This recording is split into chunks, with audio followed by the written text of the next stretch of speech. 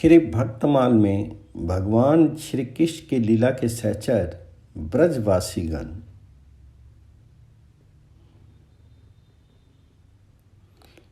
जगत जननी श्री राधा क है गोलोक में आविर्भाव। कल्प का आरंभ है। आदि पुरुष श्री कृष्णचंद्र गोलोक के सुरम्य रास मंडल में विराजित हैं। गोलक विहारी का अनंत ऐश्वर्य झांक रहा है, झांक कर देख रहा है आज अभिनय आरंभ होने का समय हुआ या नहीं।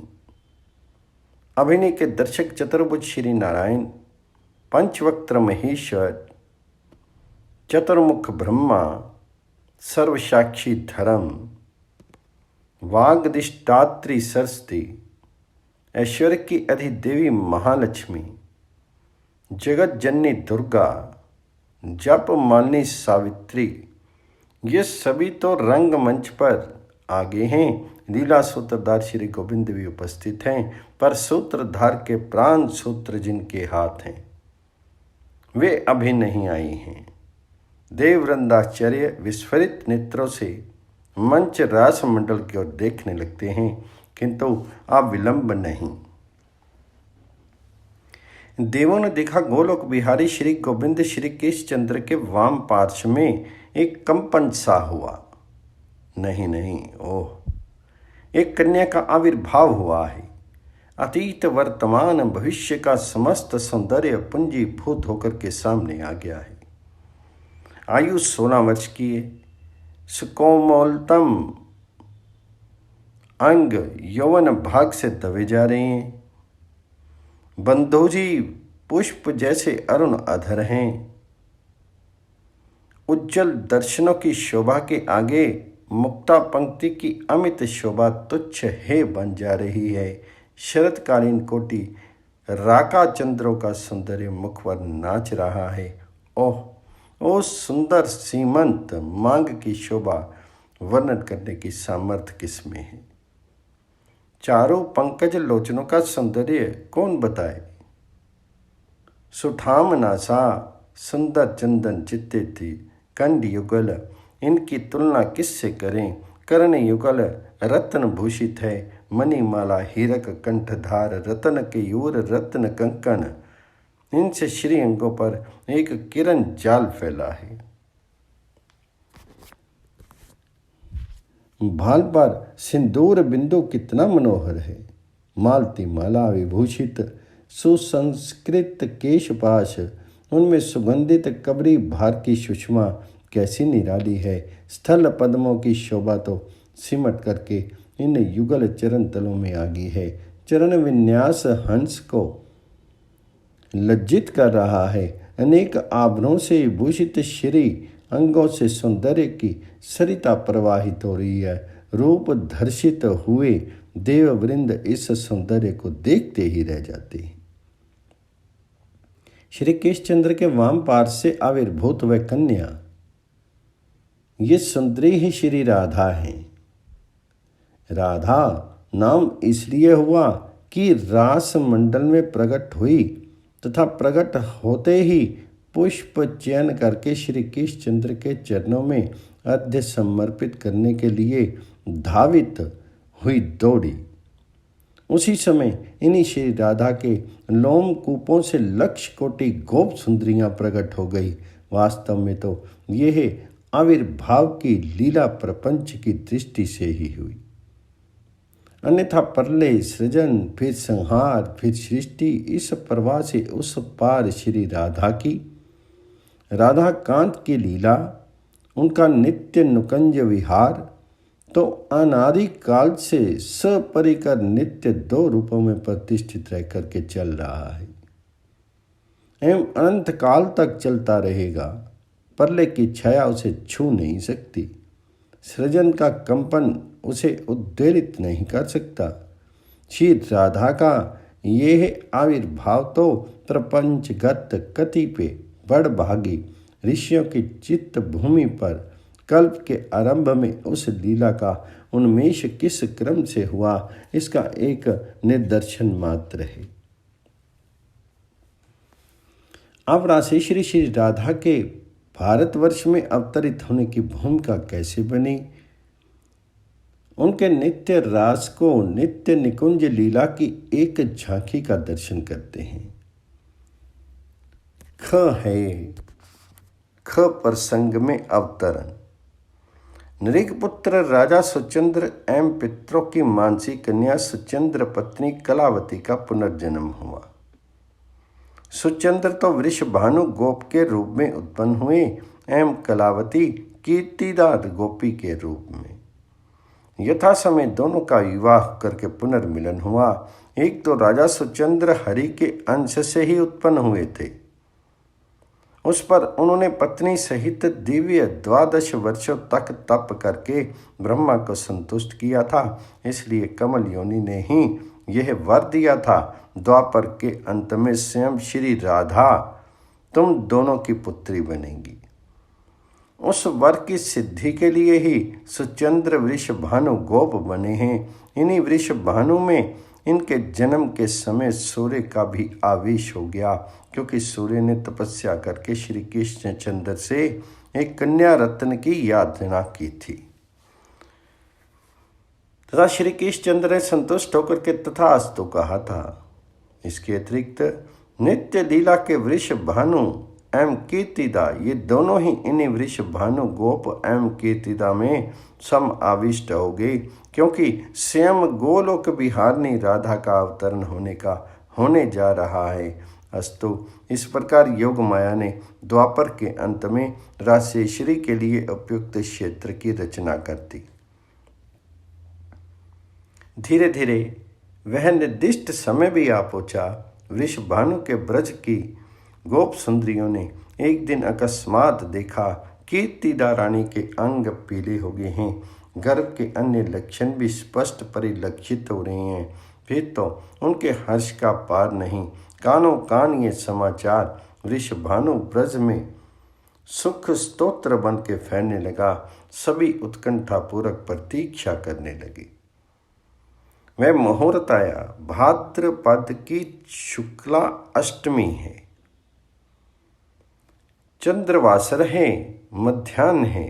कीर्तिदा रानी रत्न पर्यंक पर विराजित है।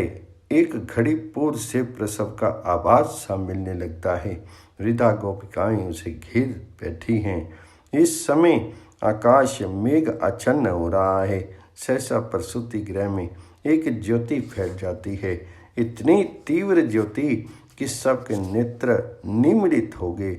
इसी समय कीर्तिदा रानी ने प्रसव किया। प्रसव में केवल वायु निकला। इतने दिन उदर तो वायु से ही पूर्ण था, किंतु इससे पूर्व की कीर्तिदा रानी एवं अन्य गोपिकाएं आंख खोल करके देखें, उसी वायु कंपन के स्थान पर एक बालिका प्रकट हो गई। सूती का गार उस बालिका के लावण्य से प्लावित होने लगा। गोप सुंदरियों के नेत्र खुले। उन्होंने देखा शत सहस्त्र शरद चंद्रों की कांति लिए एक बालिका कीर्तिदा के सामने लेटी है। कीर्तिदा रानी ने प्रसव किया है।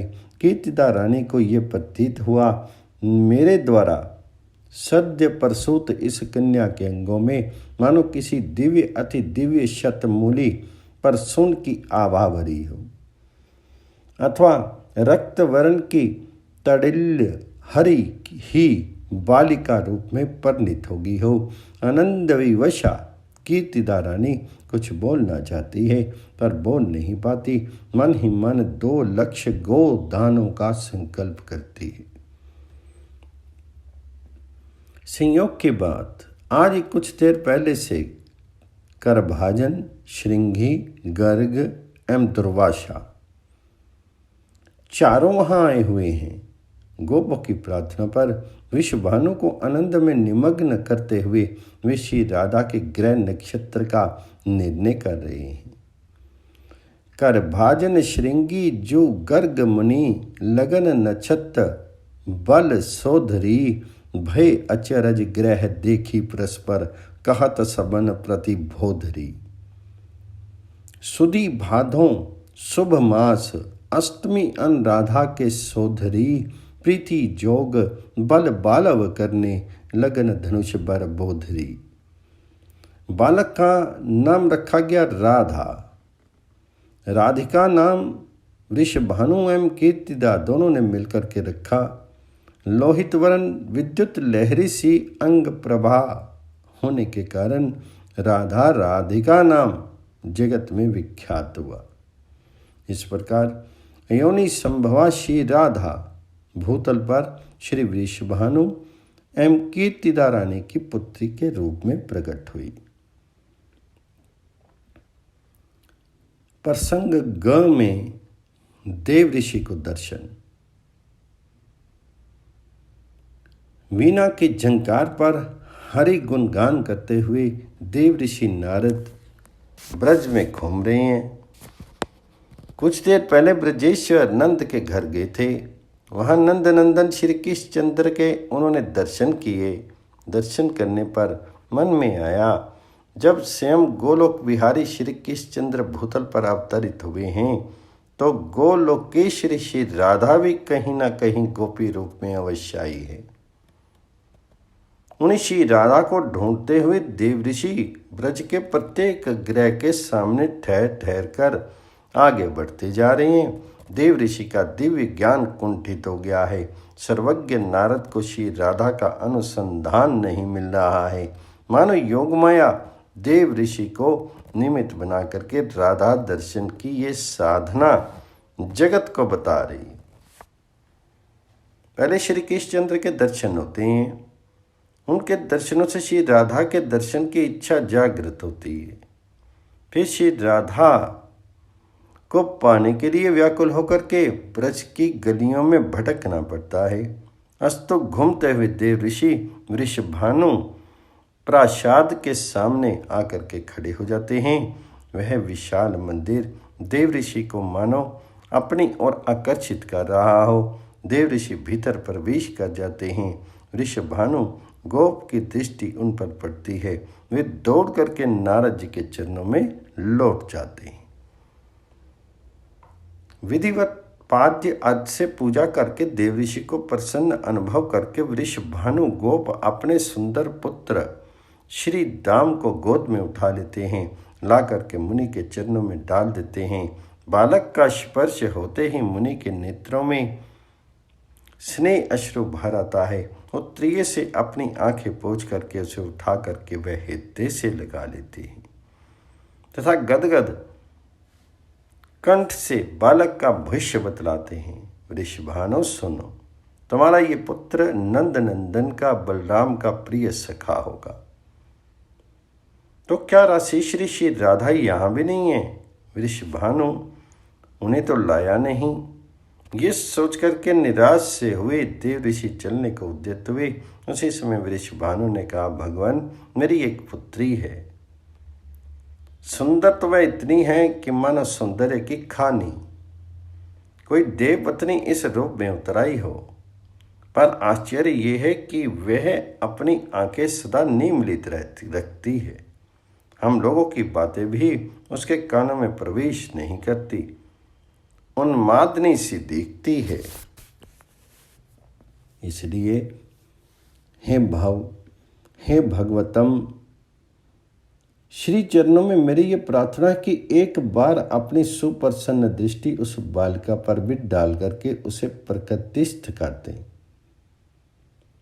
आश्चर्य में भरे नारद वृषभानु के पीछे पीछे अंतःपुर में चले जाते हैं। जाकर के देखा, स्वर्ण निर्मित सजीव सुंदरतम प्रीतम प्रतिमा सी एक बालिका भूमि पर लौट रही है। देखते ही नारद का धैर्य जाता रहा। अपने को वे किसी प्रकार भी संवरण नहीं कर सके। वे दौड़े तथा बालिका को उठा करके उन्होंने अंक में ले लिया। एक परम आनंद सिंधु की लहरें देव ऋषि को लपेट लेती हैं। उनके प्राणों में अनुभूतपूर्वक एक अद्भुत प्रेम का संचार हो जाता है। वे बालिका को क्रोध में धारण किए मूर्छित हो जाते हैं। 2 घड़ी के लिए तो उनकी ये दशा है मानो उनका शरीर एक शिलाखंड हो। 2 घड़ी के पश्चात जाकर के कहीं बाह्य ज्ञान होता है तथा बालिका का अप्रतिम सौंदर्य निहार करके विस्मय की सीमा नहीं रहती। वे मन ही मन सोचने लगते हैं, ओह, ऐसे सौंदर्य के दर्शन मुझे तो कभी नहीं हुए। मेरी अबाध गति है, सभी लोकों में स्वच्छंद विचरता हूँ। ब्रह्मलोक, रुद्रलोक, इंद्रलोक, इनमें कहीं भी इस शोभा सागर का एक बिंदु भी मैंने नहीं देखा।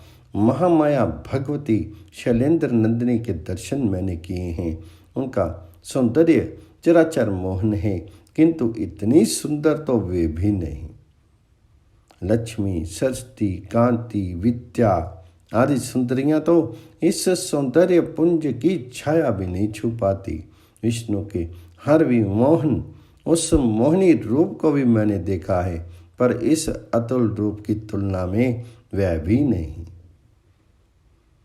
बालिका को देखते ही श्री गोविंद चरण अंबुज में मेरी जैसी प्रीति उमड़ी, ऐसी आज तक कभी नहीं हुई। बस यही श्री राधा है, निश्चय ही यही श्री राशेश्वरी हैं।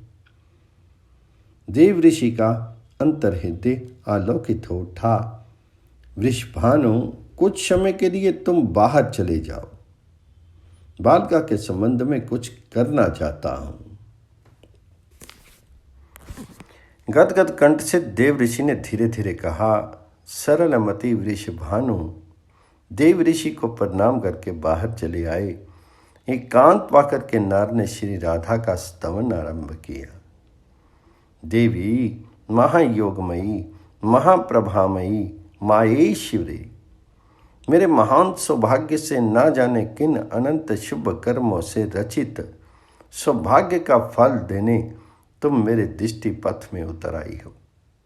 देवी, तुम ही ब्रह्म हो, सच्चिदानंद ब्रह्म के 7 अंश में स्थित संधिनी शक्ति की चरम परिणति। विशुद्ध तत्व तुम ही हो, विशुद्ध सत्यमय तुम में ही चिद अंश की संवित शक्ति, संवित की चरम परिणति, विद्यात्मिका पराशक्ति, ज्ञान शक्ति का भी निवास है। तुम ही आनंदांश की हृदयानी शक्ति, हाल्दिनी की भी परम परिणति महाभाव रूपनी हो। आश्चर्य वैभवमयी, तुम्हारी एक कला का भी ज्ञान ब्रह्म रुद्र तक के लिए कठिन है, फिर योगिंद्र गण के ध्यान पथ में तो तुम आ ही कैसे सकती हो। मेरी बुद्धि तो ये कह रही है कि इच्छा शक्ति, ज्ञान शक्ति, क्रिया शक्ति, ये सभी तुम ईश्वरी के अंश मात्र हैं। श्री कृष्णचंद्र की आनंद रूपनी शक्ति तुम ही हो, तुम ही उनकी प्राणेश्वरी हो, इसमें कोई संशय नहीं। निश्चय ही तुम्हारे ही साथ श्री कृष्णचंद्र वृंदावन में क्रीड़ा करते हैं। ओह देवी, जब तुम्हारा कुमार रूप ही ऐसा विश्व मोहन है, तब वह तरुण रूप कितना विलक्षण होगा। कहते कहते नारद का कंठ रुद्ध होने लगता है। प्राणों में श्री राधा के तरुण रूप को देखने की प्रबल उत्कंठा भर जाती है। वे वहीं पर टंगे मणि पालने पर श्री राधा को लिटा देते हैं तथा उनकी ओर देखते हुए बारंबार प्रणाम करने लगते हैं। तरुण रूप से दर्शन देने के लिए प्रार्थना करते हैं। नारद के अंतर हृदय में मानो कोई कह देता है, देव ऋषि, श्री कृष्ण की वंदना करो। तभी श्री कृष्ण प्रीतमा के नेत्र तुम्हारी ओर फिरेंगे। देव ऋषि श्री कृष्णचंद्र की जय जयकार कर उठते हैं। जय कृष्ण मनोहारिन, जय वृंदावन प्रिय, जय भ्रूभंग ललित, जय वेणुर्वाकुल, जय बर्हिकृतोतंस, जय गोपी विमोहन, जय कुमकुम लिपतांग, जय रत्न विभूषण। बस इसी समय दृश्य बदल जाता है। मणि पालने पर विराजित वृषभानु कुमारी अंतर्हित हो जाती है तथा नारद के सामने किशोरी राधा का आविर्भाव हो जाता है। इतना ही नहीं, दिव्य भूषण वसन से सज्जित अगणित सखियां भी वहां प्रकट हो जाती हैं, श्री राधा को घेर लेती हैं। वह रूप, वह सौंदर्य नारद के नेत्र निमेष शून्य एवं अंग निश्चेष्ट हो जाते हैं, मानो नारद सचमुच अंतिम अवस्था में जा पहुंचे हों। राधा चरण अम्बुज निका का स्पर्श करा करके एक सखी देव ऋषि को चैतन्य करती है और कहती है, मुनिवर्य, अनंत सौभाग्य से श्री राधा के दर्शन तुम्हें हुए हैं। महाभागतों को भी इनके दर्शन दुर्लभ हैं। देखो, ये अब तुम्हारे सामने से फिर अंतर्हित हो जाएंगी, पर दक्षिणा करके नमस्कार कर लो। जाओ, गिरिराज परिसर में कुसुम सरोवर के तट पर एक अशोक लता फूल रही है, उसके स्वरूप से वृंदावन सुवासित हो रहा है। वहाँ उसके नीचे हम सबों को अर्धरात्रि के समय देख पाओगे। श्री राधा का वह किशोर रूप अंतर्हित हो गया। बाल्य रूप से रत्न पालने पर वे पुनः प्रकट हो गई। कंठ से देव ऋषि ने पुकारा, वे भीतर आ गए। देव ऋषि बोले, वृषभानु, इस बालिका का यही स्वभाव है। देवताओं की सामर्थ्य नहीं कि वे इसका स्वभाव बदल दें, किंतु तुम्हारे भाग्य की सीमा नहीं। जिस ग्रह में तुम्हारे पुत्री के चरण चिन्ह अंकित हैं, वहाँ लक्ष्मी सहित नारायण समस्त देव नित्य निवास करते हैं। ये कहकर के स्खलित गति से नारद चल पड़ते हैं। वीणा में राधा यशोगान की लहरी भरते, आंसू बहाते हुए वे अशोक वन की ओर चले गए। उसी दिन कीर्तिदा रानी की गोद में पुत्री को देख करके प्रेमी वश हुए वृषभानु लाड लडाने लगी। नारद के गान का इतना सा अंश वृषभानु के कान में प्रवेश कर गया था, जय कृष्ण मनोहारिन। जानकर नहीं, लाड लडाते समय यूं ही उनके मुख से निकल गया, जय कृष्ण मनोहारिन। बस भानु कुमारी श्री राधा आंखें खोल करके देखने लगी। वृषभानु के हर्ष का पार नहीं। कीर्तिदा आनंद में निमग्न होगी। उन्हें तो पुत्री को प्रकृतिस्थ करने का मंत्र प्राप्त हो गया। इससे पूर्व जब जब नंद गेहनी यशोदा कीर्तिदा से मिलने आई है, तब तब भानु कुमारी ने आंखें खोल खोल कर देखा है। जय कृष्ण मनोहारिन। प्रसंग घ, श्री कृष्ण चंद्र मिलन। एक दिन की बात है, बांधीर वन में एक वट के नीचे ब्रजेश्वर नंद श्री कृष्ण चंद्र को गोद में लिए खड़े हैं। अचानक काली घटाएं घिराती हैं, वन में अंधकार छा जाता है, वायु बड़े वेग से बहने लगती है, तरुलताएं कांप उठती हैं, कदम तमाल पत्र छिन्न होकर गिरने लगते हैं। नंद बाबा को चिंता हो रही है कि श्री कृष्ण की रक्षा कैसे हो। गोपों का गोचारण निरीक्षण करने में आ रहे थे। श्री कृष्णचंद्र साथ चलने के लिए मचल गए, किसी प्रकार नहीं माने, रोने लगे। इसलिए वे उन्हें साथ ले आए थे। यहाँ वन में आने पर गोरक्षों को तो उन्होंने दूसरे वन की गायें एकत्र कर वहीं ले आने के लिए भेज दिया। स्वयं उन गायों की संभाल के लिए खड़े रहे। इतने में यह झंझावत प्रारंभ हो गया। कोई गोरक्षक भी नहीं कि उसे गाय संभला करके वे भवन की ओर जाएं, तथा यों ही गायों को छोड़ भी दें तो जाएं कैसे। बड़ी बड़ी बूंदें जो आरंभ हो गई हैं, अतः कोई भी उपाय न देख करके ब्रजेश्वर एकांत मन से नारायण का स्मरण करने लगते हैं। मानो कोटि सूर्य एक साथ उदय हुए हों। इस प्रकार दिशाएं उद्भासित हो जाती हैं तथा वह झंझावत तो ना जाने कहाँ चला गया। नंदराय आंखें खोल करके देखती हैं, सामने एक बालिका खड़ी है। हैं वृषभानु कुमारी, तो यहाँ इस समय कैसे आई? बेटी, ब्रजेश्वर ने अचकचा करके कहा, किंतु दूसरे ही क्षण अंतर हृदय में एक दिव्य ज्ञान का उन्मेष होने लगता है। मौन होकर के ये वृषभानु नंदिनी की ओर देखने लगते हैं। कोटि चंद्रों की द्युति मुखमंडल पर झलमल कर रही है।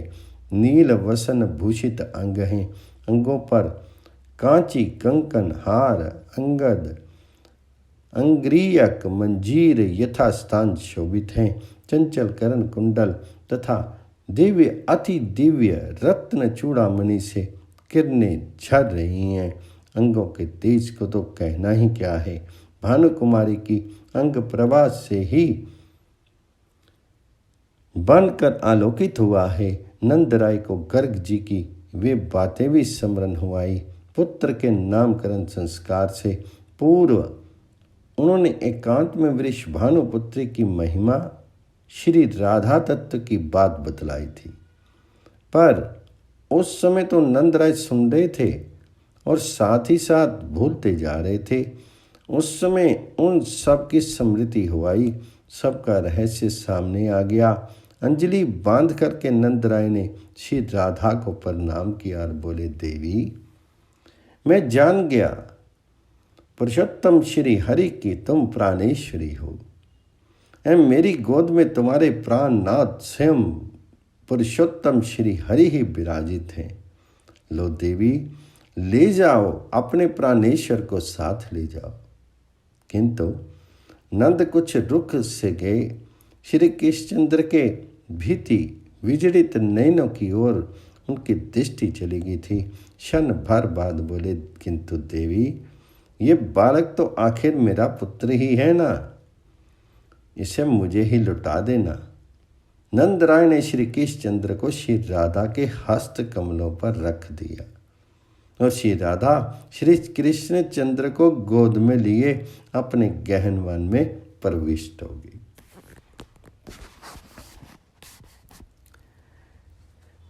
वृंदावन की भूमि पर गोलोक का दिव्य रास मंडल प्रकट होता है।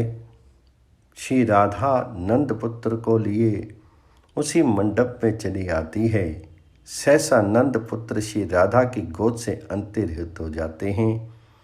वृषभानु नंदिनी विस्मित होकर के सोचने लगती है, नंदराय ने जिस बालक को सौंपा था वे कहाँ चला गया।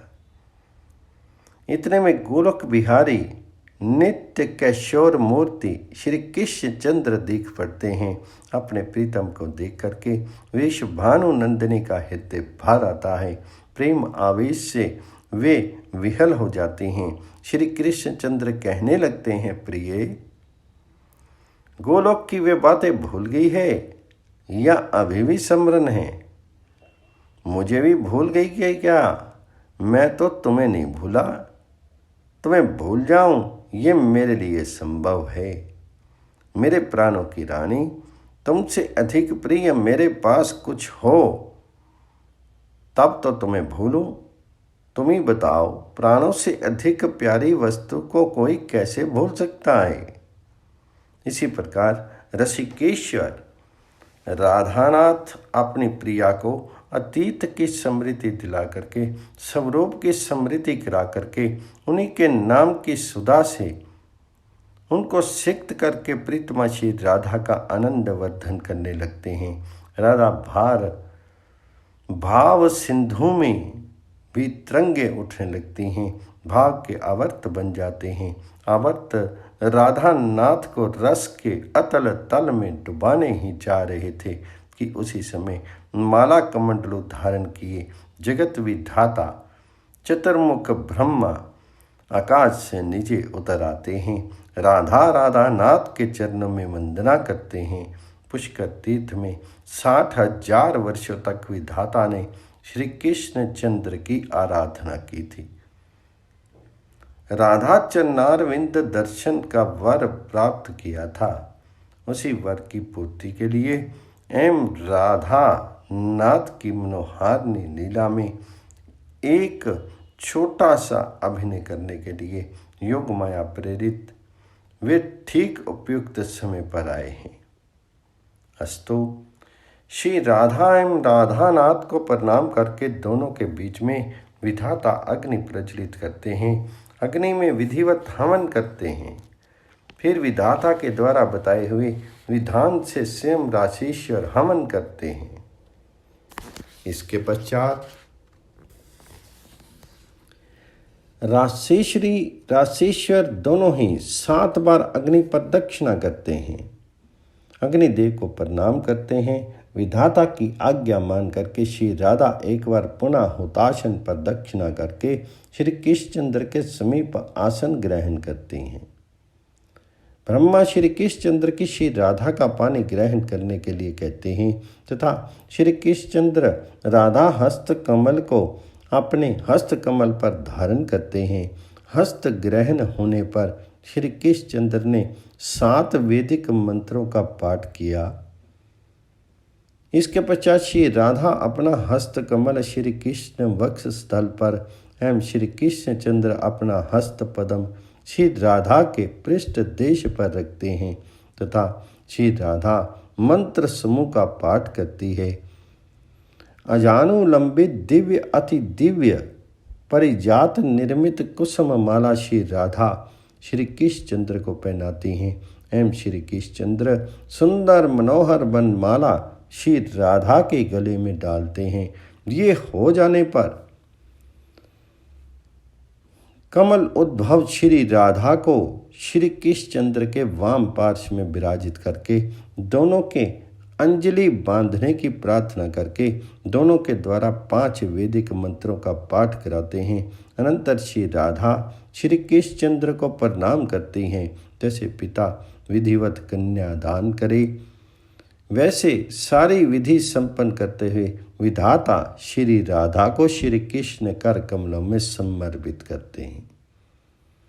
आकाश दुंदभी पटा मोरज आदि देव वाद्यों की ध्वनि से निनादित होने लगता है।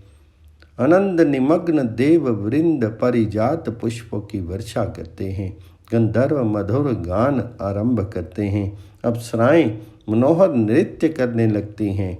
ब्रज गोपों के ब्रज सुंदरियों के सरथा अनजान में ही इस प्रकार वृषभ भानु नंदनी एवं नंद नंदन की विवाह लीला संपन्न हो गई। भांडीर वन के उन निकंजों में रस की तरंगनी बह चली। राशेश्वरी श्री राधा राशेश्वर श्री कृष्ण दोनों ही आनंद विभोर होकर के उसमें बह चले। जब इस स्तोत्र में अन्य रस धाराएं आकर मिलने लगी, भाव संधि का समय आया तो श्री राधा को बाह्य ज्ञान हुआ। वृषभ भानुनंदिनी देखती है, मेरी गोद में नंदराय ने जिस पुत्र को सौंपा था वह तो है शेष सब स्मृति मात्र। श्री कृष्णचंद्र की वह किशोर मूर्ति अंतर्हित हो गई है, पुनः वे बाल रूप हो गए हैं। नंद नंदन को श्री राधा यशोदा रानी के पास ले जाती हैं। मैया वन में झंझावत आरंभ हो गया था। बाबा बोले तो इसे ले जा घर पहुंचा दे, बड़ी वर्षा हुई है, देखो मेरी साड़ी सरथा भीग गई है। मैं अब जाती हूँ, घर से आए हुए बहुत देर हो गई है।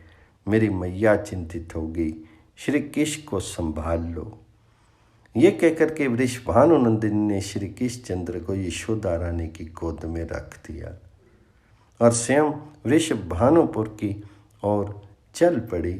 यशोदा रानी ने देखा साड़ी वास्तव में सरथा आर्द्र है। प्रबल उत्कंठा हुई कि दूसरी साड़ी पहना दो, किंतु मैया का शीर निश्चय सा हो गया।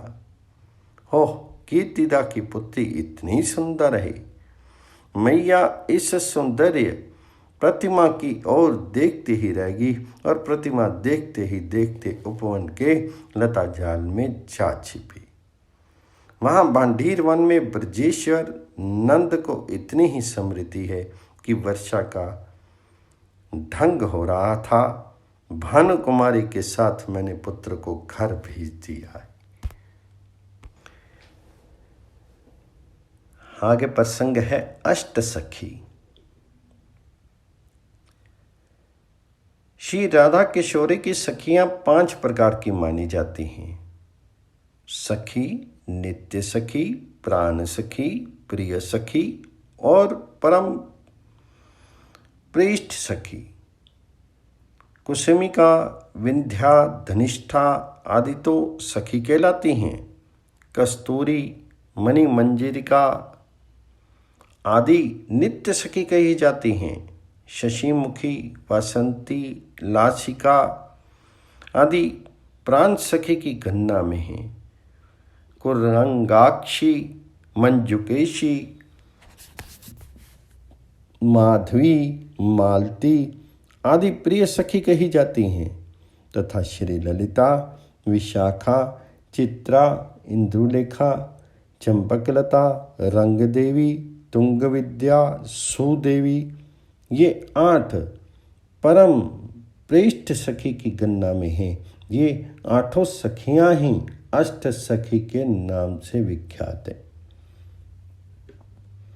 हृदय से जुड़ी हुई अनंत धमनियों की भांति श्री राधा की समस्त सखियां राधा हाथ सरोवर से निरंतर प्रेम रस लेती हैं, लेकर के उस रस को सर्वत्र फैलाती रहती हैं तथा साथ ही अपना प्रेम रस भी राधा हृदय में उड़ेलती रहती हैं।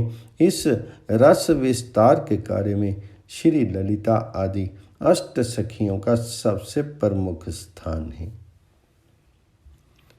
श्री कृष्ण की नित्य किशोर लीला में श्री ललिता की आयु 14 वर्ष 3 मास 12 दिन की रहती है। श्री ललिता में ये नित्य दिव्य आवेश रहता है कि इस समय मेरी आयु इतनी हुई है। इसी प्रकार उस लीला में श्री विशाखा 14 वर्ष 2 मास 15 दिन, श्री चित्रा 14 वर्ष 1 मास 19 दिन, श्री इंदुलेखा 14 वर्ष 2 मास 12 दिन, श्री चंपकलता 14 वर्ष 2 मास 14 दिन, श्री रंगदेवी 14 वर्ष 2 मास 8 दिन, श्री तुंगविद्या 14 वर्ष 2 मास 20 दिन और श्री सुदेवी 14 वर्ष 2 मास 8 दिन की रहती हैं। अवश्य जब श्री राधा किशोरी की लीला का प्रपंच में प्रकाश होता है, वे अवतरित होती हैं, तब ये भी उसी प्रकार अवतरित होती हैं। इनका जन्म होता है, कुमार आता है, पुगंड आता है, फिर किशोर से विभूषित होती हैं। इन 8 सखियों का जीवन चरित्र श्री राधा महारानी की लीला में सर्वथा अनुस्यूत रहता है। जो राधा भाव सिंधु का कोई सा एक कण पा लेते हैं, वे इन सखियों के दिव्य भुवन पावन चरित्र के संबंध में यत किंचित जान पाते हैं। वह भी एक सा नहीं, जो जैसे पात्र हो। हमारे लिए तो इतना ही पर्याप्त है कि श्री राधा किशोरी को स्मरण करते हुए हम इनकी वंदना कर लें। हे राधे, गोरोचन के समय जिनके श्री अंगों की मनोहर कांति है, जो मयूर पुच्छ के समान चित्रित साड़ी धारण करती हैं, तुम्हारी तांबूल सेवा जिनके अधिकार में है, इस सेवा से जो अत्यंत ललित अर्थात सुंदर हो रही हैं, जो सखियों की गुरु रूप हैं, तुम्हारी उन प्यारी सखी श्री ललिता को मैं प्रणाम कर रहा हूँ। श्री राधिके मानो सौदामनी समूह एकत्र हो, इस प्रकार तो जिनके अंगों का सुंदर वर्ण है, तारका श्रेणी की सुंदर कांति जिनकी मनोहर साड़ी से भरी हुई है, सुगंधित द्रव्य चंदन आदि से जो तुम्हारे लिए अंग राग प्रस्तुत करती हैं, उनसे तुम्हारा अंग विलोपन करती हैं, तथा चरित्र में गुण में जो तुम्हारे समान है, तुम्हारी उन विशाखा सखी का मैं आश्रय ग्रहण कर रहा हूँ। श्री राधिके केसर की कांति जैसी जिसके कमनीय अंगों की शोभा है, सुचिंकन कांच समूह की प्रभा वाली सुंदर साड़ी धारण किए रहती हैं। तुम्हारी रुचि के अनुसार तुम्हें वस्त्र पहनाने में जो लगी हुई हैं, जिनके हृदय में अनेकों विचित्र भाव भरे हैं, जो करुणा से भरी हैं, तुम्हारी उन चित्रा सखी की मैं शरण ले रहा हूँ। श्री राधिके जिनके अंगों की आभा सम उज्ज्वल हरिताल जैसी है, जो दाड़िम पुष्पों की कांति वाली सुंदर साड़ी से विभूषित है, जिनका मुख अत्यंत प्रसन्न है, प्रसन्न मुख की कांति से जो चंद्रकला को भी जीत सी रही है, जो नृत्य उत्सव के द्वारा तुम्हें सुखी करती है, तुम्हारी उन इंदु लेखा सखी की मैं वंदना करता हूँ। श्री राधे जिनके अंगों की आभा चंपक पुष्प जैसी है, जो नीलकंठ पक्षी के रंग की साड़ी पहनती हैं, जिनके हाथ में रत्न निर्मित चामर हैं, सभी गुणों में जो विशाखा के समान हैं, तुम्हारी उन सखी चंपक लता की मैं शरण ले रहा हूँ। राधे जिनके अंगों की छवि सुंदर पद्म राग के समान है, जिनकी सुंदर साड़ी की कांति पूर्ण विकसित जवा कुसुम जैसी है, जिसमें गुणों की इतनी अधिकता है कि चंपक लता से भी बड़ी चढ़ी है, उन उत्पन्न सुंदर शील वाली तुम्हारी प्यारी सखी रंग देवी का मैं भजन करता हूँ। राधे कपूर चंदन मिश्रित कुमकुम के समान जिनका वर्ण है, पीत वर्ण कांति पूर्ण वस्त्र से जो सुशोभित है, सर्वत्र जिनकी बुद्धिमता का आदर होता है, उन सुयशमय तुम्हारी प्रिय सखी तुंग विद्या का मैं भजन करता हूँ। श्री राधिके उत्तप्त विशुद्ध स्वर्ण जैसी सुंदर जिनकी देह है, चमकते हुए मूंग के रंग की जो साड़ी धारण करती हैं, तुम्हें जल पिलाने की सुंदर सेवा में जो निपुण है, तुम्हारी उन सुदेवी सखी का मैं ध्यान कर रहा हूँ। अगले प्रसंग में श्री कृष्ण के व्रज सखा। व्रजभूमि प्रेम का दिव्य धाम है। वहाँ निवास करने वाले सभी लोग अपने पूर्व जन्म में अनेक प्रकार के जप तप भजन ध्यान करके परमात्मा के समीप रहने का अधिकार प्राप्त कर चुके थे। इसलिए उन लोगों ने ब्रज की प्रेम भूमि में पर ब्रह्म परमेश्वर श्री कृष्ण को हृदय के रूप में प्राप्त किया। ब्रज के गोप गोपियाँ गोप कुमार गायें वन के पशु पक्षी सभी प्रेम के मूर्तिमान विग्रह हैं। ब्रज के गोप कुमार तो सख्य भक्ति के अनुपम उदाहरण हैं। सुबल सुभद्र भद्र मणिभद्र वरुथप तोक कृष्ण श्री दामा आदि शस्त्रों व्रज सखाओं के श्री कृष्ण ही जीवन थे। उनके श्री कृष्ण ही प्राण तथा सर्वस्व थे। वे सभी श्री कृष्ण की प्रसन्नता के लिए उनके साथ दौड़ते कूदते गाते नाचते और भांति भांति की क्रीड़ाएं करते थे। शाम गाते तो वे तालियां बजाते, कन्हैया नाचते तो वे प्रशंसा करते। श्री कृष्ण की नजरों से दूर होते ही उनके प्राण तड़पने लगते थे। श्री कृष्ण का वे विभिन्न वन पुष्पों से श्रृंगार करते। श्री कृष्ण थक जाते तो वे उनके चरण दबाते। ब्रज सखाओं का खेलना झगड़ना तथा रूठना सब कुछ मोहन की प्रसन्नता के लिए ही होता था। श्री कृष्ण के चेहरे पर शोभ की हल्की सी छाया गोप बालकों से सहन नहीं होती थी। भगवान श्री कृष्ण दूसरों के लिए चाहे कितने भी ऐश्वर्यशाली रहे हों, किंतु अपने इन बाल सखाओं के लिए सदैव प्राण प्रिय स्नेह में सखा ही रहे। सखाओं का मान रखना, उनकी हर तरह से सुरक्षा करना श्री कृष्ण का सदा का व्रत रहा है। बहुत दिनों तक कष्ट उठा करके जिन्होंने अपनी इंद्रियों और अंतःकरण को वश में कर लिया है, उन योगियों के लिए भी भगवान श्री कृष्ण के चरण रज मिलना दुर्लभ है। वही भगवान अपने ब्रज सखाओं के साथ नित्य क्रीड़ा करते थे। एक दिन अघासुर नामक महान दैत्य कंस के भेजने पर ब्रज भूमि में आया। उससे श्री कृष्ण और ग्वाल बालों की सुखमयी क्रीडाएं देखी नहीं गई। अघासुर पूतना और बकासुर का छोटा भाई था। वह श्री कृष्ण, श्री दामा आदि ग्वाल बालों को देख करके मन ही मन सोचने लगा कि यही मेरे सगे भाई बहन को मारने वाला है। आज मैं इसको इसके सखाओं के साथ ही यमलोक पहुंचा दूं। ऐसा निश्चय करके वह दुष्ट दैत्य अजगर का रूप धारण करके मार्ग में लेट गया। उसका अजगर शीर 1 योजन लंबे पर्वत के समान विशाल और मोटा था। उसने गुफा के समान अपना मुंह फाड़ रखा था। भगवान श्री कृष्ण के बाल सखा अगासुर को वृंदावन का कोई कौतुक समझ करके उनके मुख में घुस गए। भगवान श्री कृष्ण सबको अभय देने वाले हैं।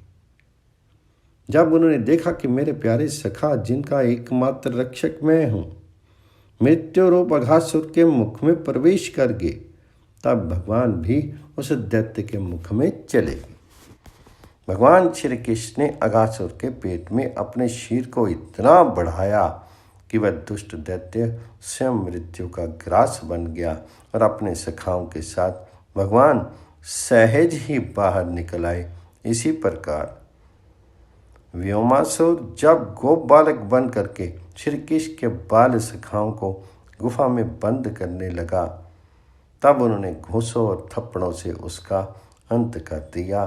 श्याम सुंदर ने अपने इन सखाओं के लिए दावाग्नि पान किया।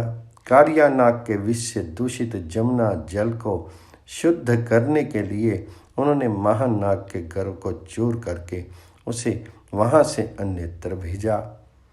भगवान श्री कृष्ण लोक दृष्टि में मथुरा भले ही चले गए, किंतु अपने गोप सखाओं के लिए तो उन्होंने वृंदावन का कभी त्याग ही नहीं किया। शास्त्र कहता है, वृंदावनम परित्यज्य पदमेकम च गच्छति।